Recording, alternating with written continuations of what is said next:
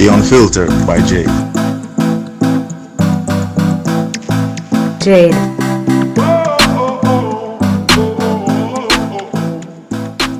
Welcome to The Unfiltered by Jade, where we get out of the box and dive into topics that are sidelined.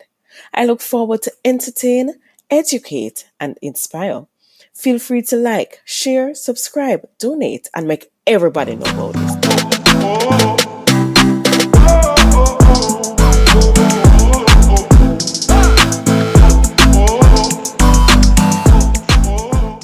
Beats by RB Records.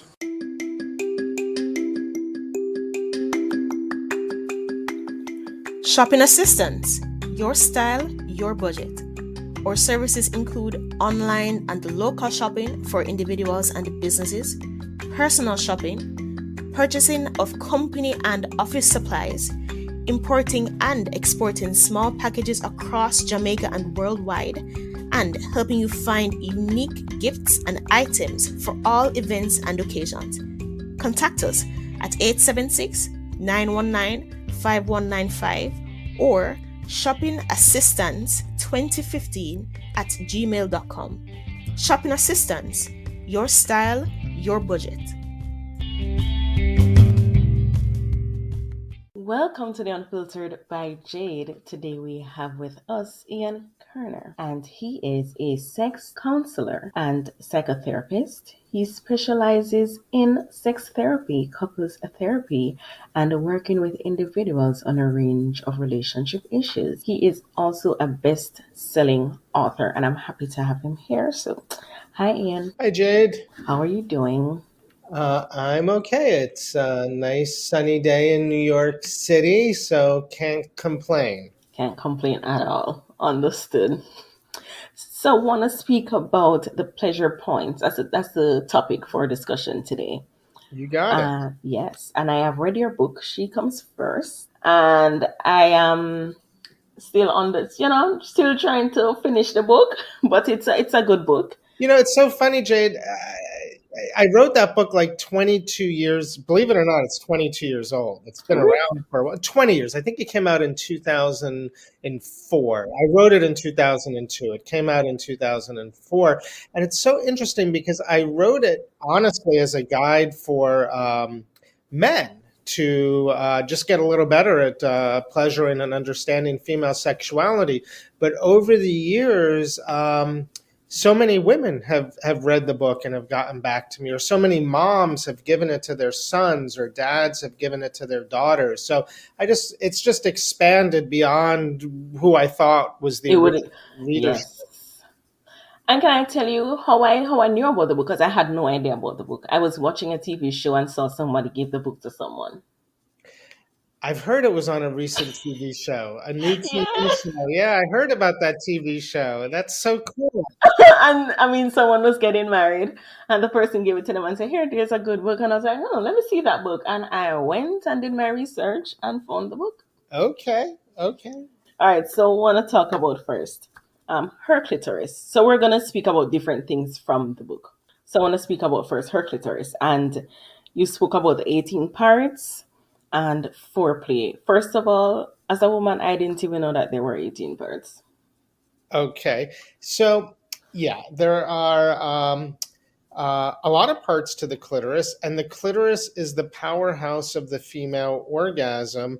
And if you think about it, when a baby is conceived, it's not until about week 8 that it's determined whether the baby is going to be a boy or a girl. So all of the tissue and biological material is there to create either a penis or a vagina and a vulva, but it all gets used, and so when we think about the clitoris, most of us just think about one area on the surface of the vulva, but in fact, there are external parts to the clitoris, and there are also internal parts to the clitoris that kind of wrap around the entrance to the vagina. So the clitoris has a lot of different parts, and it's quite vast, and it is the center, really, for generating, for women to experience genital pleasure. Okay, interesting. I mean, I guess now we all need to go and look for the 18 parts and figure it out on our bodies. Well, I don't know that you're going to find a lot of the parts because they're, Inside. inside your Right. body and sort of wrap around the vagina and respond to vibration. But what I would tell men is rather than thinking about, or telling any person that wants to create female pleasure, rather than thinking about penetrating the vagina, look to penetrate what's right in front of your eyes on the Mm-hmm. surface of the vulva. Yes. Foreplay. We're talking about that foreplay. So I've been told by some men that they can't deal with the foreplay. It takes too long. How important is foreplay, especially when you're going to have oral sex with the clitoris? Okay, so you're talking about guys who don't have time for foreplay. They're saying what? They want to get straight to what? To Straight to the point, or they want foreplay to be quickly. Why is it that it's taking so long? well, what do they want to get to so quickly? Release the enjoyment that they're gonna feel. Yeah, I think if I hope that men when they are partnering with women, I hope that they care about female pleasure as much as their own pleasure, and definitely female arousal tends to simmer and percolate longer. I'm sorry, if you take a penis and you take a vulva, right? Hmm. The penis is going to get more aroused more quickly, most likely, but and so you would be able to like provide oral sex to a penis somewhat quickly. But really, it takes more time for blood to flow into the female genitals. So I think, guys gotta slow down and, before you go below the waist, work above the waist and above Hmm. the neck. Focus on the kissing, focus on the talking and the imagining, focus on the touching above the waist. And then, once arousal has really been simmered, then move below the waist. So you don't just go right for the end. You start somewhere. Well, I would hope so. I mean, I think a lot of heterosexual couples are very focused on intercourse and Yes. getting to intercourse as quickly as possible. But, when you rush to intercourse, about 80% of women do not end up experiencing orgasms. But Hmm. when you add clitoral stimulation, when you add foreplay plus intercourse, about 80% of women end up having orgasms. So I think foreplay is a big difference, and the right kind of foreplay between whether or not a woman is going to experience an orgasm or not during sex.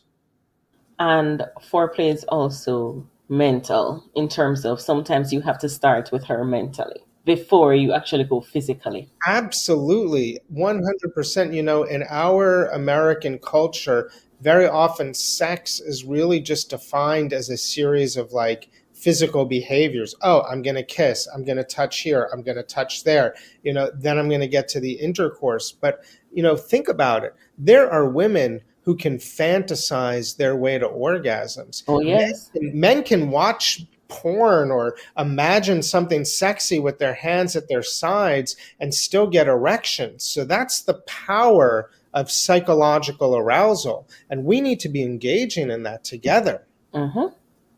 I agree. Let's talk about the female orgasms. How many different types of orgasm is a woman capable of experiencing?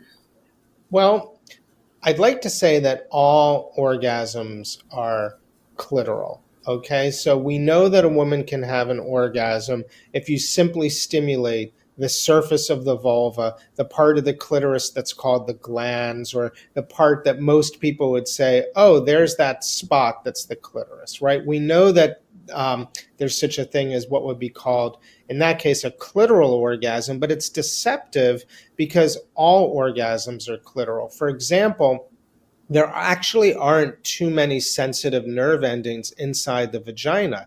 And that's because the vaginal canal is really designed to deliver babies, right? And so women don't need to be experiencing more pain. They hopefully want to experience less pain. So Right. the vagina itself isn't actually a source of pleasure. But because the clitoris has internal structures, so imagine like a wishbone. Can you imagine like a wishbone in like a turkey at Thanksgiving or something Right. like that? So imagine that the tip of the wishbone is pushing outside the vulva, but then those legs are really inside, and wrapping around the vagina and wrapping around the entrance of the vagina. So when you stimulate through intercourse or with a sex toy or manual stimulation, when you create that vibration inside the vagina, it's stimulating parts of the clitoris. So some people may feel like, oh, that's a vaginal orgasm, but in fact, it's still really a clitoral orgasm. And even the G spot itself is also the back end of the clitoris. So right now I've described three types of orgasms that women Right. might say they have: clitoral,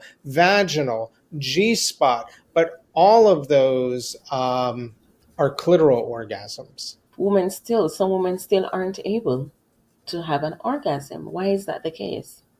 Well, are we talking about women who can't have orgasms during masturbation or women who can't have orgasms during partnered sex? During partnered sex.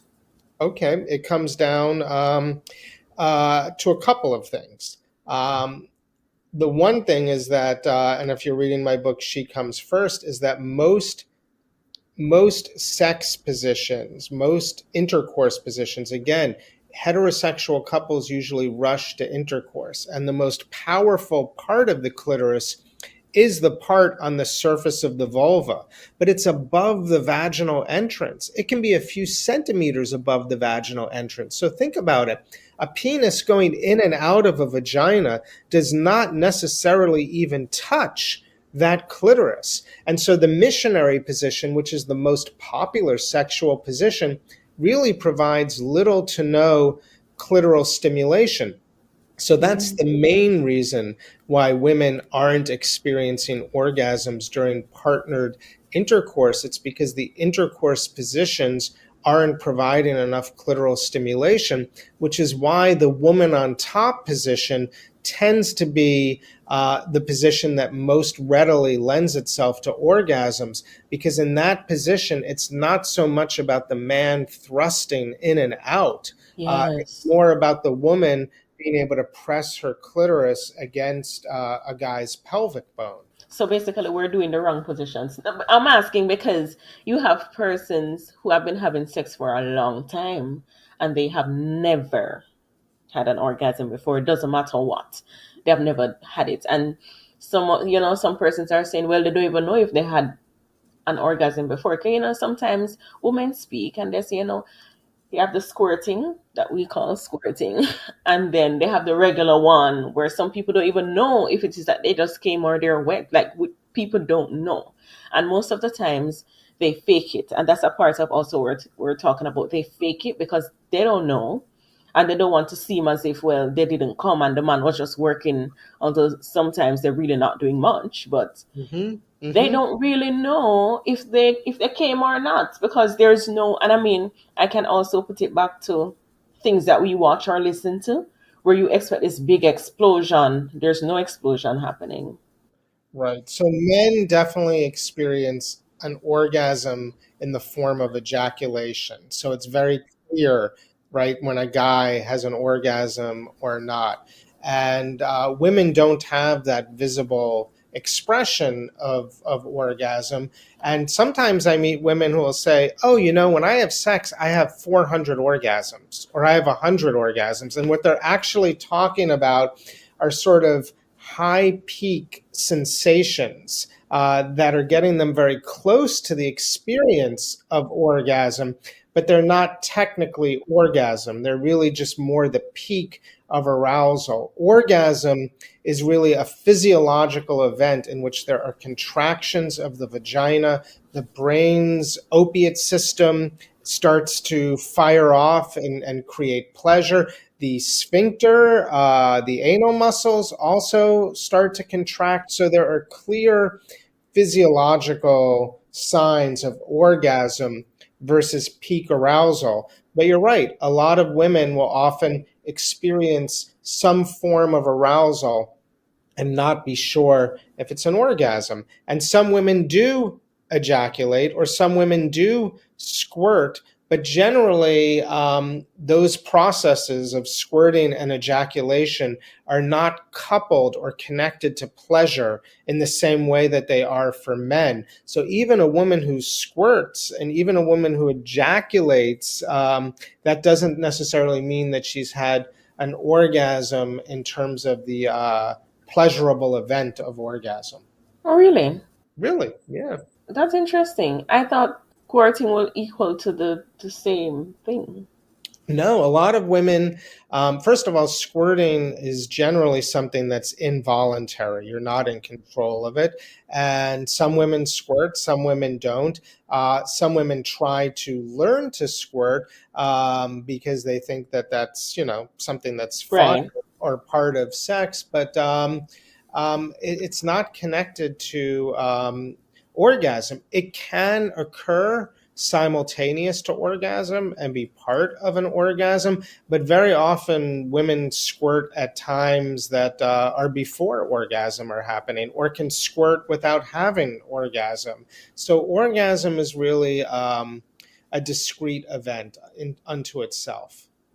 That's interesting. I will have learned that today. All right. Don't mistake her for an object. What is that about? What was that about? Don't it's been a long time since I wrote the book, but in general, I think that men and women to a lesser extent, we sort of like perform during sex, or we think that sex is supposed to look like a certain thing, like we're supposed to engage in these kinds of positions, or emote or moan, or in this way, or have this kind of an orgasm. And so we're not really communicating enough during sex. Women especially, I think, are not really communicating about what turns them on, what gives them pleasure. And so as a result, women aren't really standing up or advocating for their own enjoyment and participation and pleasure. And so they're losing what we would call their subjectivity. They're sort of becoming more just objects within this kind of pornified way of treating sex. So we both need to be the subjects and not just the objects Objects. of sex. We need to be the subjects, both partners, and that means communication. And it often means communicating about wanting to have a kind of sex that goes against the performance expectation of how we think sex is supposed to look. Yes. The tongue. The tongue is mightier than the sword. Can you expound on that, please? And the right way of how to use your tongue. Okay, I just, it's funny. There's a statistic that, a lot of women are watching porn these days. Like, not all porn users are men, and about 35% of the people who go to Pornhub are women. But, the videos that women most tend to watch, heterosexual videos, are lesbian videos, which is interesting. Why aren't heterosexual women watching heterosexual videos? They're Right. often watching woman on woman videos, and they're doing that because there's more depictions of realistic cunnilingus, realistic oral sex. And Right. it turns out that women more consistently orgasm. I'm not talking about all women, but in general, women can orgasm more consistently from oral sex than from vaginal penetration with a penis. And because it takes women longer in general to get to orgasm, men will often get there sooner. And honestly, men often have penis problems. The number one sexual problem that men experience is early ejaculation, or they experience, erectile problems. So really the tongue, in terms of generating pleasure, is more powerful than the penis, and can be used more specifically and concisely to generate female pleasure than the penis. So that's what I meant by the tongue is mightier than the sword. It plays off of that phrase, the pen is mightier than the sword. In this case, I'm thinking about the tongue for oral sex. And the sword being the penis. I don't know if it's a great comparison. It is. It is. I got it. I got it when I saw it. I did. Sometimes I've heard men, gloat and say, "Oh, they have gone 2 hours penetrating," and I'm like, that doesn't make any sense. There's no woman that would want a man in her for 2 hours going and going, Correct. especially if there is no pleasure happening. So instead of men wanting to gloat about that because that's not realistic, sometimes they don't want to say, "Hey, I can't really go as long as." But I've said to some men before, how about having oral sex and then penetrating, or vice versa? So it goes. It's longer. The experience is longer because you're doing different things. Right. So I think for women also, one thing that we're not thinking about that we should be talking about is just feeling relaxed and feeling comfortable in your body and being able to let go and let your mind kind of get absorbed and push away all of those distracting thoughts, So relaxation is also very important to female pleasure. And listen, you're right. A guy can be penetrating a vagina for 2 hours, and that does not have anything to do with female pleasure. That has to do with his pleasure. That woman may be experiencing no pleasure. And in Mm-hmm. fact, if a guy is going 2 hours or 1 hour, if he's actually telling the truth, there's probably some pain involved. I mean, statistics show that most women will say the right amount of intercourse time is usually around 10 to 12 minutes. Yes. And the amount of time to actually generate orgasm is usually about 6 or 7 minutes. But if there's been a lot of oral sex to begin with, or a lot of just good, fun, nice clitoral stimulation, the time for intercourse can be even shorter. We just have to remember that the intercourse still has to provide clitoral stimulation.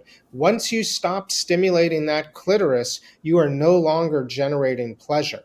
I'm just wondering, because you said that. So I'm just wondering, so why do persons continue with that positions if it is that it's not doing anything for them?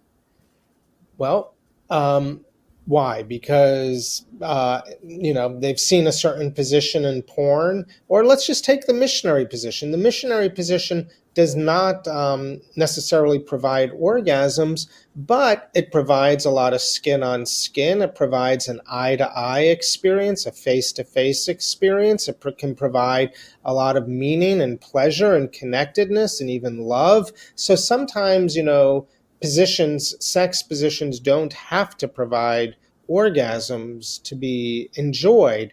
I just think a lot of women get used to not having orgasms during intercourse, so they'll say sex is more about the emotional or the relationship connection because they're not expecting to have orgasms. But you can have both, right? You can have an emotional connection, a feeling of being in a relationship, a feeling of having fun, and have orgasms, right? The two are not mutually exclusive. So the last question that we have is learn from your mistakes.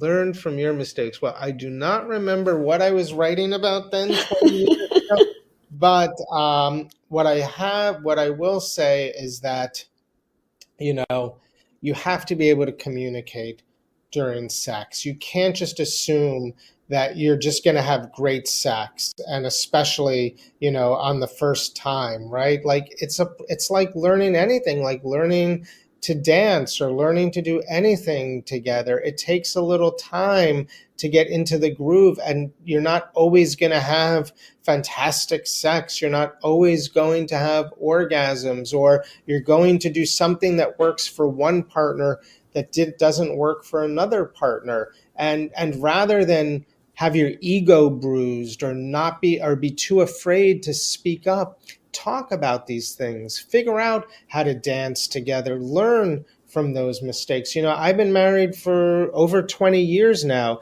and the times that my wife and I learn the most about being in a relationship is after we've had an argument, where Right. we've had some kind of difference of opinion. And then we say, hey, I'm sorry. This is what was happening for me. What was happening for you? And we really learned something about how to be in a relationship and how to treat each other. So mistakes are wonderful learning moments. Right. So make the mistake, guys, and learn from it. And the most important thing is have that communication with your partner. Yeah, and have some modesty. Nobody says you have to be a sexual superhero. Nobody says you have to be perfect. Nobody says you have to know everything about sex. Be willing to make mistakes. Yes. I don't feel bad about it, because some persons don't want to make certain mistakes, especially in the bedroom, because they feel that they're going to look away, or, it's going to come off a particular way to their partner. So, Totally. and they don't want their partner to ask them, what are you doing? But I mean, have conversations. Those things will help also in the Totally. bedroom. Totally. And like, so what? Like, like I have sex with my wife all the time, and sometimes she'll say, "Oh, that doesn't feel right," or "Do this instead of this," or "I want that." Like, I don't find my ego's bruised. Like, I want to hear from her. I want to know what's working for her. Like, have a conversation. Don't be. Men get so defensive if they're Yes, they told a do. single thing. If a Hmm. guy's told, "Oh, don't use your tongue like a rattlesnake." Please tell them out there for me again, please. Um, don't take it so personally, guys. Nobody's expecting you to be a superhero of sex. So, Ian, where is it? Yeah, we can find you. Best way is my website, iankerner.com. So, thank you again for being on the podcast. I mean, I've learned. Well, thank you, Kate. It was a pleasure and it was a lot of fun, and good luck Yes. with everything. Yes, thank you so much. I really appreciate it. And thank you guys for listening to the Unfiltered by Jade. And we'll be back next week, Tuesday. Thank you.